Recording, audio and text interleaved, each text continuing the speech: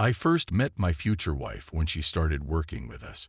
It was Camiva who introduced her, and right away I was drawn to Natalie. I couldn't help but want her attention.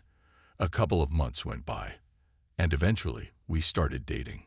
3 months later, I proposed, and just like that, we got married. At the time, I had a 3-bedroom apartment that had been passed down from my grandmother. We decided to settle there together. Natalie, on the other hand, had a 2-bedroom flat on the outskirts of town, about a 30-minute drive away. After some discussion, we agreed that we'd rent it out to tenants so the property could generate some income for us.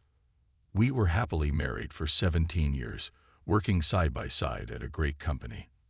Financially, things were great. We had enough to cover everything. We also raised our son, who recently started attending a military academy. Then, one day, we decided to renovate our bedroom. A construction crew was scheduled to arrive in a few days, so I started clearing out the cabinets.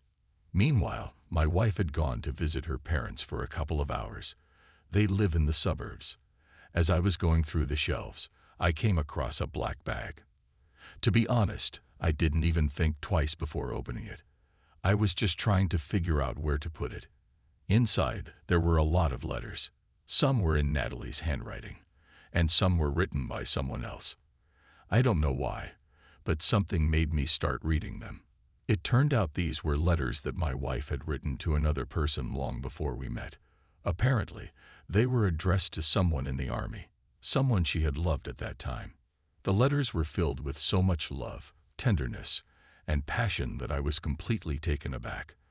I had always thought of Natalie as someone reserved when it came to expressing her feelings and emotions, but these letters showed me a different side of her.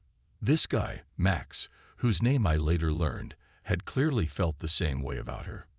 Anyway, I couldn't stop reading the letters, so much so that I didn't even hear Natalie return. What a scene that was! She was furious, yelling that I was a terrible person, asking how I could violate her privacy like that, how it was all so personal, and so on. We ended up having a huge argument, and it lasted 2 weeks without us speaking. I felt embarrassed about what I had done. Why on earth had I read those letters? It was something from 20 years ago, but still, there it was. What troubled me the most, though, was why Natalie had kept them so carefully, and the sweet, loving words for another man sparked feelings of anger and jealousy in me. Eventually, I apologized to my wife, and the whole incident kind of faded into the background. But about a month later, something unexpected happened. I got a call from a woman who said, "I'm your downstairs neighbor, and I can't reach Natalie. A few days ago, a damp spot started appearing on my ceiling, and it's slowly spreading. What should I do?" It clicked in my mind that this was Natalie's neighbor from the apartment in the suburbs. I said, "Knock on the door. There are tenants living there. Just check if everything's okay." The neighbor sounded confused and responded, "No one's been living there for a year." What tenants? Now, I was the one caught off guard. I told her I'd be there in half an hour. While I was on my way, I kept calling my wife, but her phone was turned off. About 40 minutes later, I found myself standing in front of an apartment I hadn't stepped into in years. The first thing I noticed as I opened the door was my wife's shoes and a pair of men's sneakers. I think the rest is pretty obvious.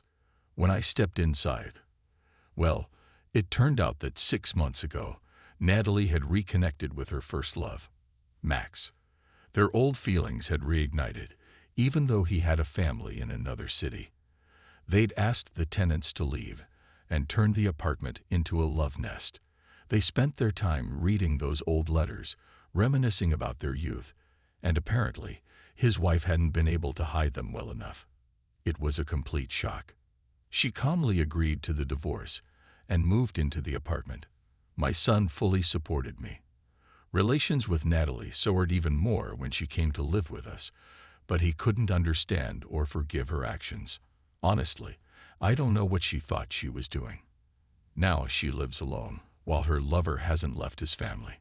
Still, he continues to visit her from time to time. And as for her, well, she lost everything, including her family.